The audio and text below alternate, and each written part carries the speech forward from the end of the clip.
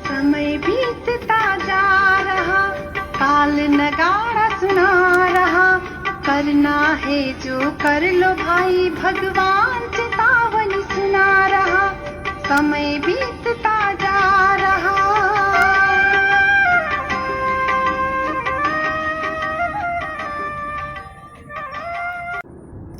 ओम शांति।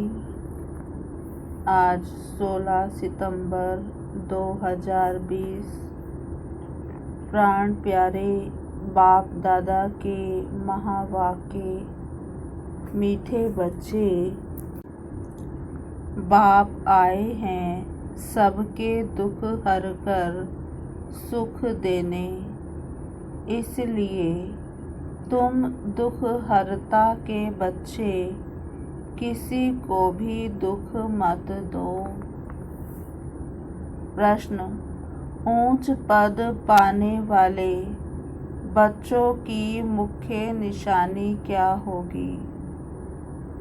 उत्तर, पहला, वह सदा श्रीमत पर चलते रहेंगे।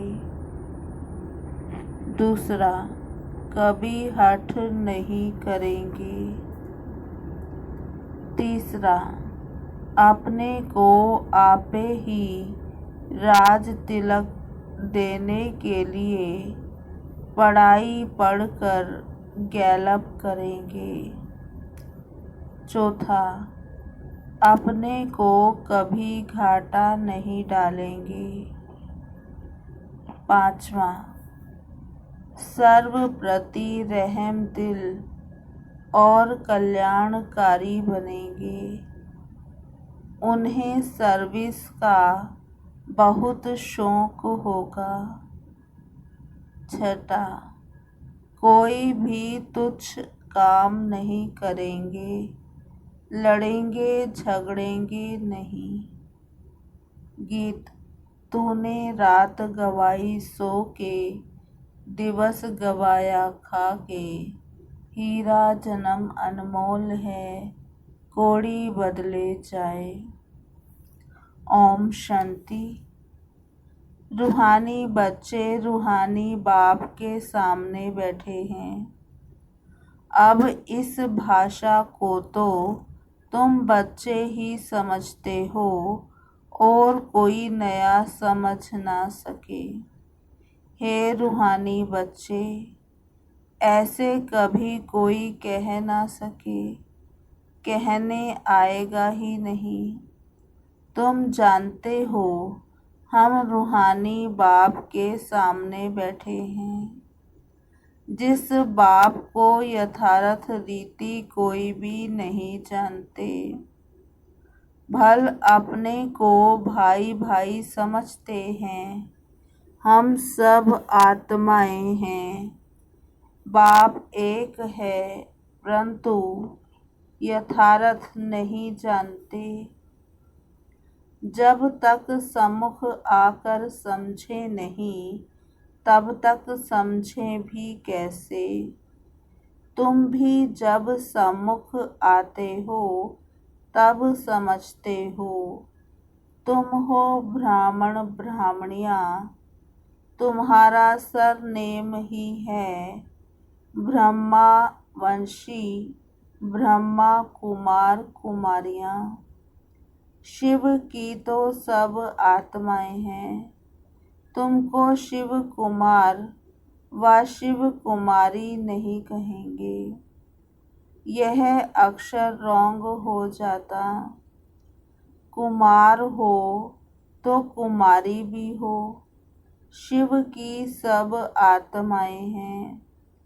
कुमार कुमारी तब कहा जाता जब मनुष्य के बच्चे बनते हैं। शिव के बच्चे तो निराकारी आत्माएं ही हैं। मूल वतन में सब आत्माएं ही रहती हैं, जिनको शालिग्राम कहा जाता है। यहाँ आते हैं तो फिर और कुमारियाँ, बाबा ने कहा यहाँ आते हैं तो फिर कुमार और कुमारियाँ बनते हैं जिस्मानी। वास्तव में तुम हो कुमार शिव बाबा के बच्चे। कुमार कुमारियाँ तब बनते जब शरीर में आते हो। तुम बीके हो, इसलिए भाई बहन कहलाते हो। अभी इस समय तुमको नॉलेज मिली है। तुम जानते हो बाबा हमको पावन बनाकर ले जाएंगे। आत्मा जितना बाप को याद करेगी तो पवित्र बन जाएगी। आत्माएं ब्रह्मा मुख से ये नॉलेज पढ़ती हैं। चित्रों में भी बाप की नॉलेज क्लियर है। शिव बाबा ही हमको पढ़ाते हैं। ना कृष्ण पढ़ा सकते, ना कृष्ण द्वारा बाप पढ़ा सकते हैं। कृष्ण तो बैकुंठ का प्रिंस है। यह भी तुम बच्चों को समझाना है। कृष्ण तो स्वर्ग में अपने माँ बाप का बच्चा होगा। स्वर्गवासी बाप का बच्चा होगा। वो बैकुंठ का प्रिंस है। उनको भी कोई जानते नहीं। कृष्ण जयंती पर अपने अपने घरों में कृष्ण के लिए झूले बनाते हैं।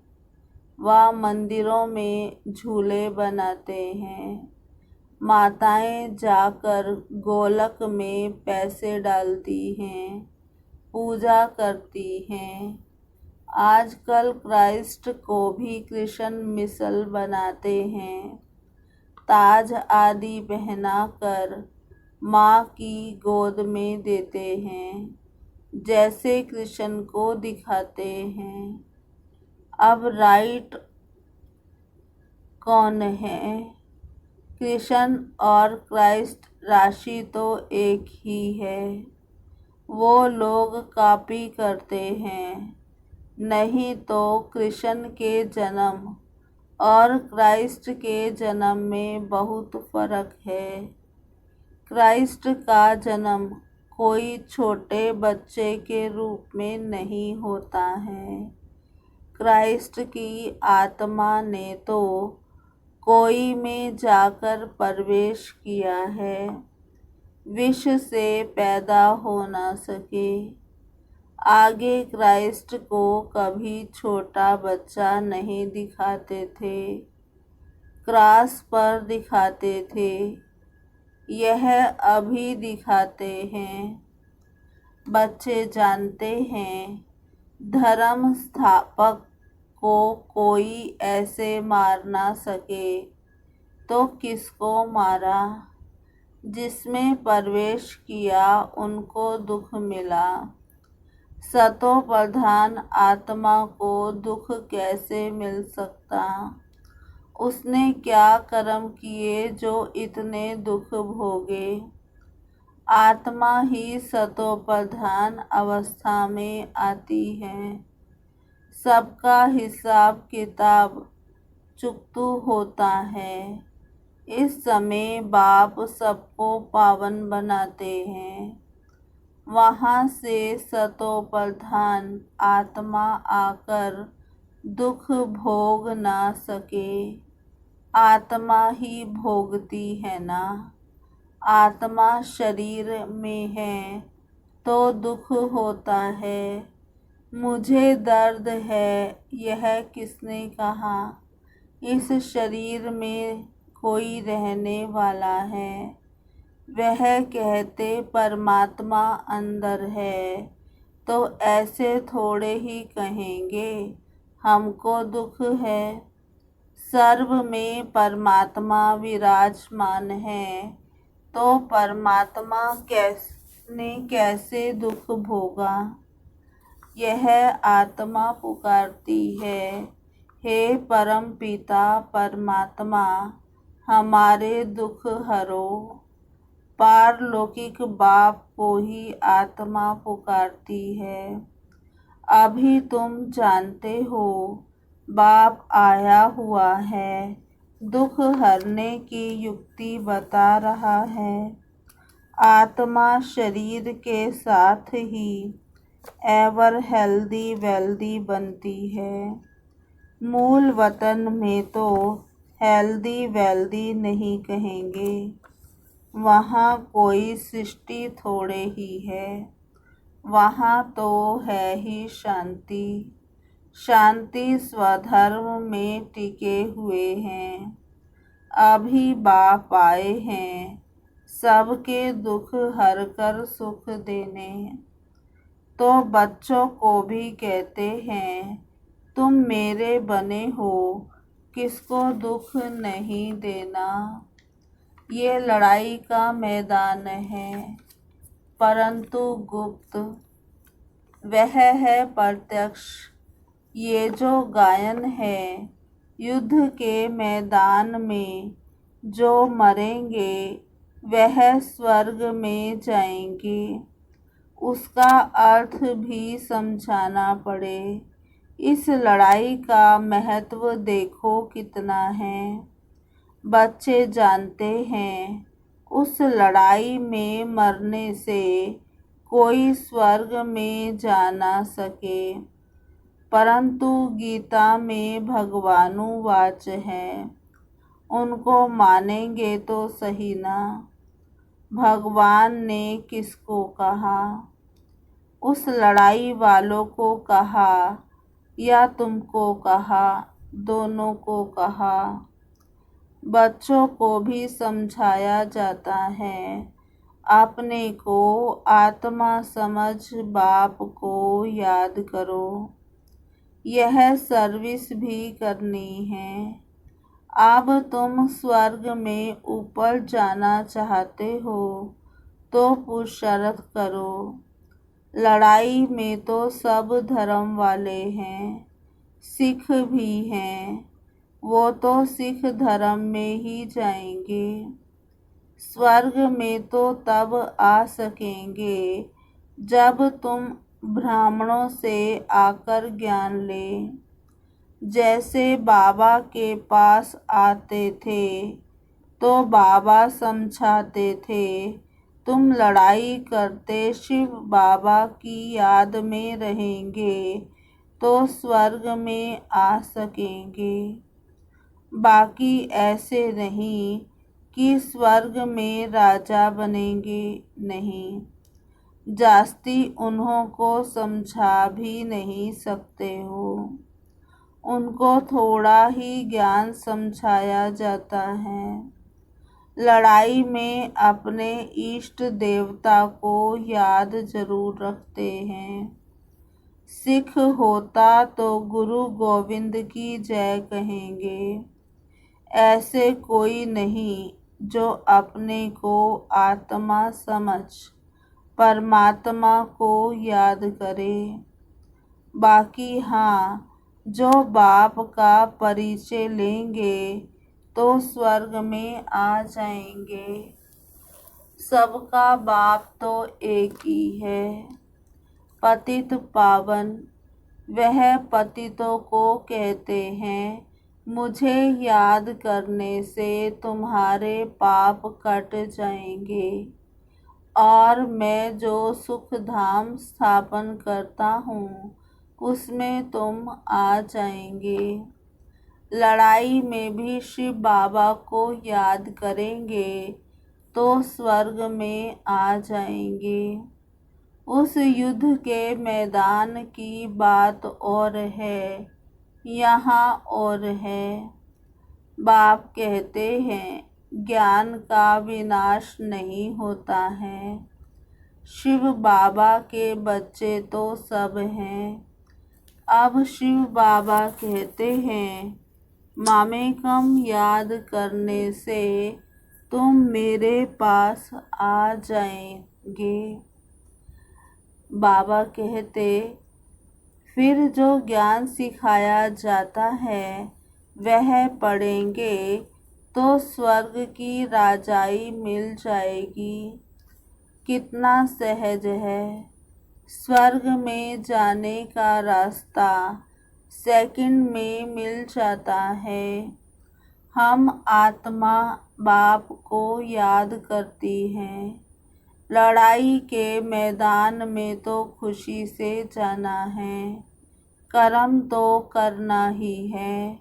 देश के बचाव के लिए सब कुछ करना पड़ता है।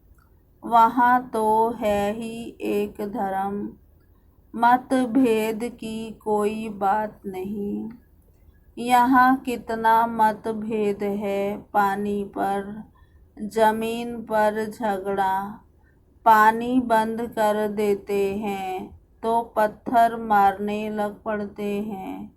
एक दो को अनाज नहीं देते तो झगड़ा हो जाता है। तुम बच्चे जानते हो, हम अपना स्वराज्य स्थापन कर रहे हैं। पढ़ाई से राज्य पाते हैं। नई दुनिया जरूर स्थापन होनी है। नूद है तो कितनी खुशी होनी चाहिए। कोई भी चीज में लड़ने झगड़ने की कोई बात नहीं। रहना भी बहुत साधारण है। बाबा ने समझाया है, तुम ससुर घर जाते हो इसलिए अब वनवाह में हो। सभी आत्माएं जाएंगी, शरीर थोड़े ही जाएंगे। शरीर का अभिमान भी छोड़ देना है। हम आत्मा हैं। 84 जन्म अब पूरे हुए हैं। जो भी भारतवासी हो, बोलो भारत स्वर्ग था।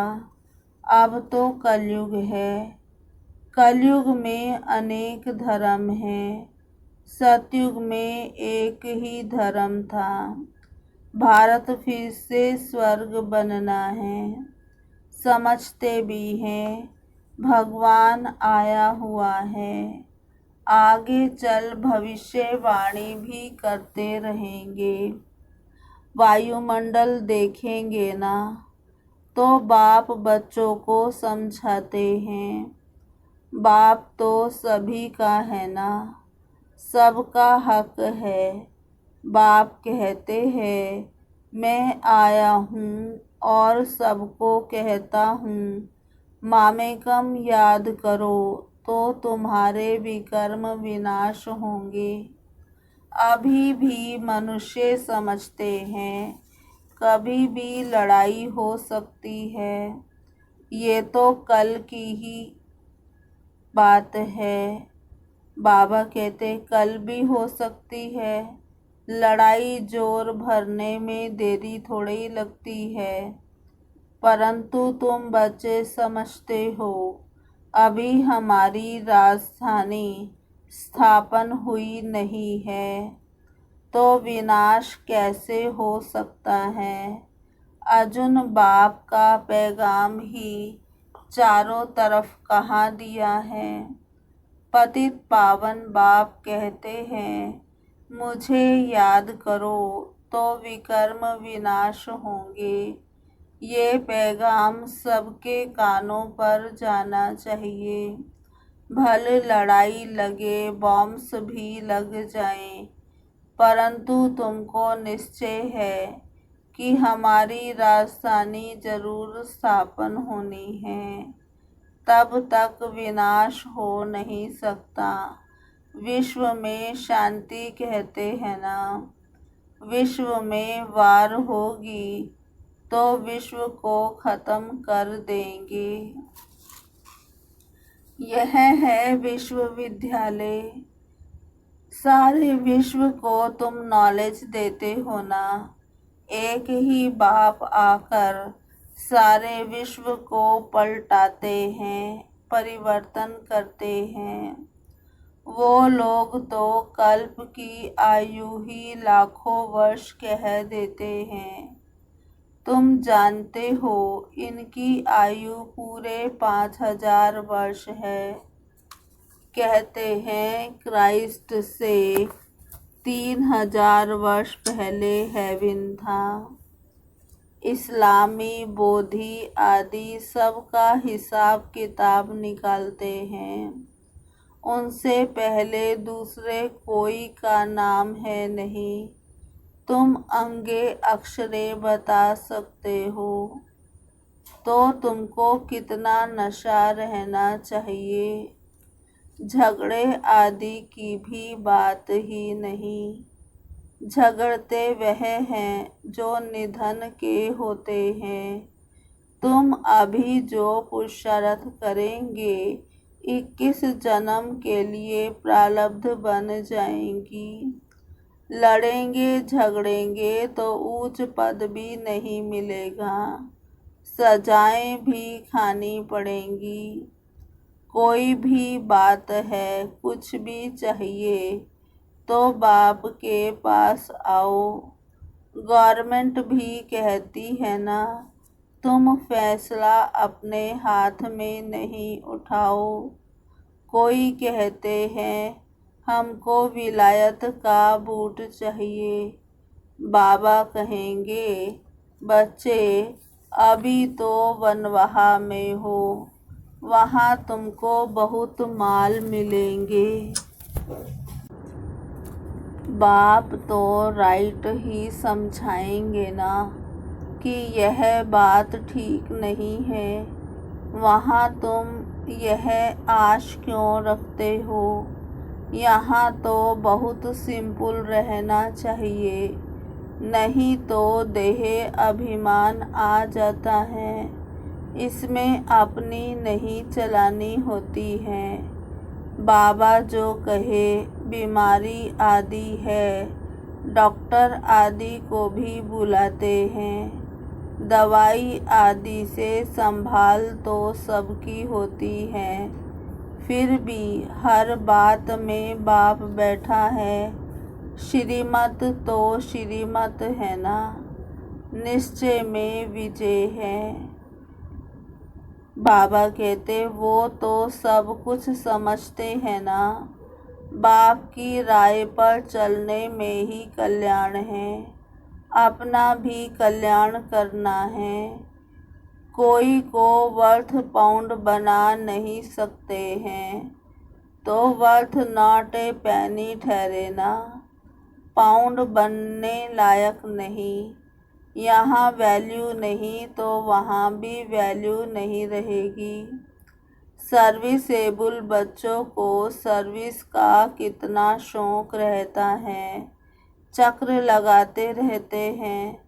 सर्विस नहीं करते तो उनको रहम दिल, कल्याणकारी कुछ भी नहीं कहेंगे।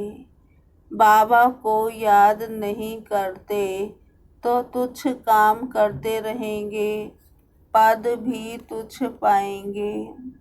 ऐसे नहीं, हमारा तो शिव बाबा से योग है। ये तो है ही बीके। शिव बाबा ब्रह्मा द्वारा ही ज्ञान दे सकते हैं। सिर्फ शिव बाबा को याद करेंगे तो मुरली कैसे सुनेंगे। फिर नतीजा क्या होगा। पढ़ेंगे नहीं तो पद क्या पाएंगे। यह भी जानते हैं सबकी तकदीर ऊंच नहीं बनती है। वहाँ भी तो नंबरवार पद होंगे। पवित्र तो सबको होना है। आत्मा पवित्र बनने बिगर शांति धाम जा नहीं सकती। बाप समझाते हैं तुम सबको यह ज्ञान सुनाते चलो। कोई भल अभी नहीं भी सुनते हैं। आगे चलकर जरूर सुनेंगे। अभी कितने भी विघ्न तूफान जोर से आए, तुम्हें डरना नहीं है, क्योंकि नए धर्म की स्थापना होती है ना। तुम गुप्त राजधानी स्थापन कर रहे हो। बाबा सर्विसेबल बच्चों को देखकर खुश होते हैं। तुम्हें अपने को आपे ही राज तिलक देना है, श्रीमत पर चलना है, इसमें अपना हठ चल ना सके। मुफ्त अपने को घाटे में नहीं डालना चाहिए। बाप कहते हैं बच्चे सर्विसेबल और कल्याणकारी बनो। स्टूडेंट को टीचर कहेंगे ना, पढ़कर गैलप करो।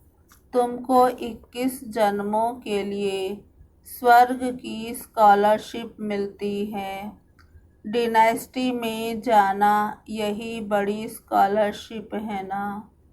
अच्छा मीठे मीठे सिकी लधे बच्चों प्रति माता पिता बाप दादा का याद प्यार गुड मॉर्निंग। रूहानी बाप की रूहानी बच्चों को नमस्ते। हम रूहानी बच्चों की रूहानी बाप दादा को याद प्यार गुड मॉर्निंग नमस्ते नमस्ते नमस्ते। धारणा के लिए मुख्य सार।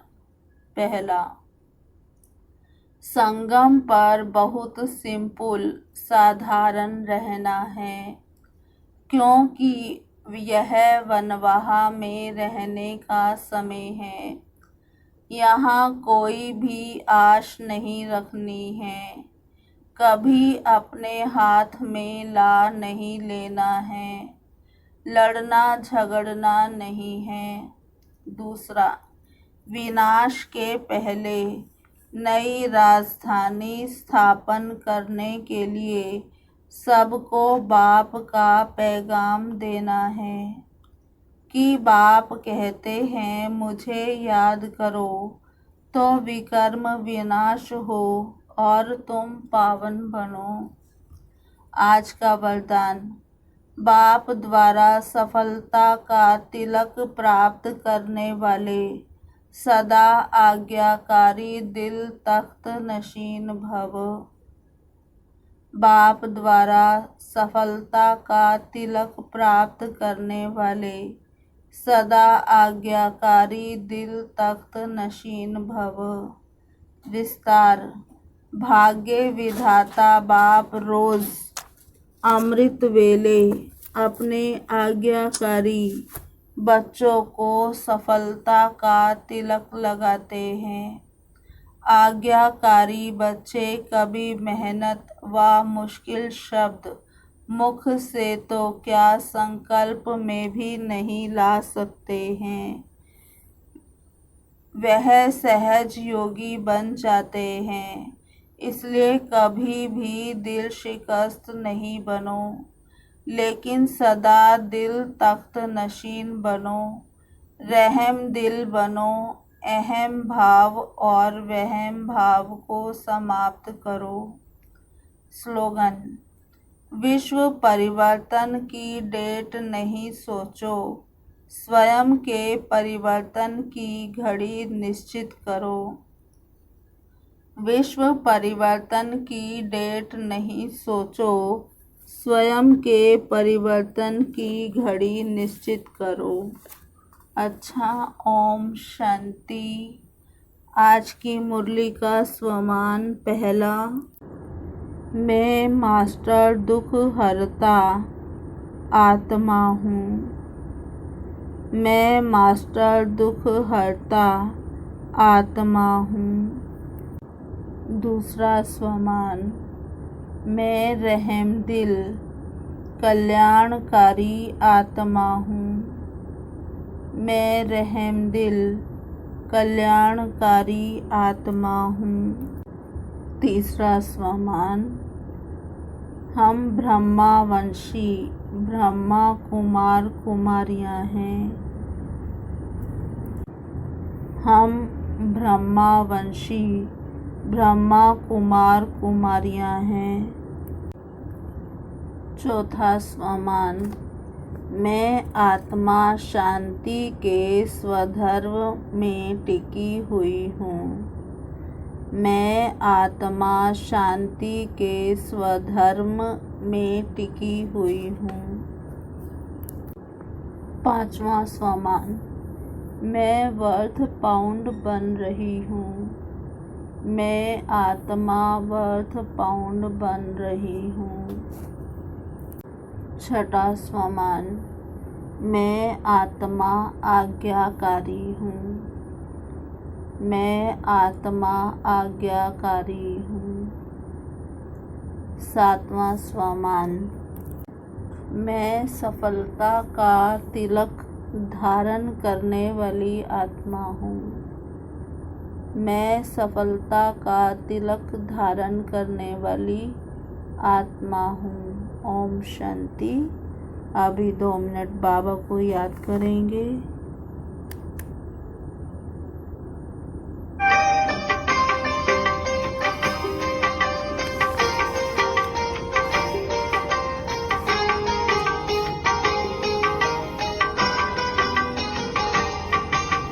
विनाश लीला सुना रही विश्व अंत का हाल। विनाश लीला सुना रही विश्व अंत का हाल। शंकर जी का तीसरा नेत्र खुलने को तैयार। शिव बाबा शिव शक्तियों से स्वर्ग का द्वार खुला रहा। करना है जो कर लो भाई, भगवान चेतावनी सुना रहा। समय बीतता जा रहा।